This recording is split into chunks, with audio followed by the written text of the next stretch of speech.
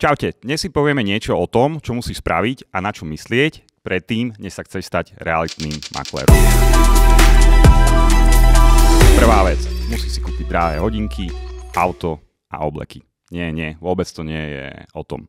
Prvá vec, na ktorú musíš myslieť, je to, že musíš mať finančnú rezervu aspoň na 6 až 8 mesiacov, pretože kým získaš prvú zákazku, ubehnú 3 až 4 mesiace. Kým ju predáš a kým z nej reálne dostaneš peniaze, tak to bude ďalších 6 až 8 mesiacov.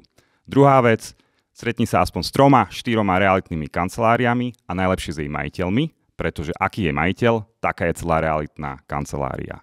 Spýtaj sa ich konkrétne otázky, skúsi spraviť prieskum, čo sa máš opýtať, akých budeš mať z nich pocit, čo ti môžu ponúknuť, pretože je veľa podpriemerných kancelárií a keď sa dostaneš do podpriemernej kancelárie, tak sa staneš aj podpriemerným maklérom. Ďalšia vec, musíš byť pripravený na tvrdú a oddanú prácu. Byť realitným maklérom znamená makať 12 hodín denne, víkendy a sviatky.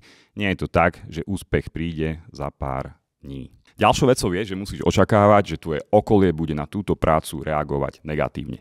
Budú ti hovoriť, že je podpriemerná, že to robí každý, kto si nevie nájsť normálnu prácu, ale ty sa musíš voči tomu obrniť a ísť si svoje. A posledné, byť realitným maklérom je životný štýl. Hranica medzi súkromím a prácou je veľmi tenká až žiadna.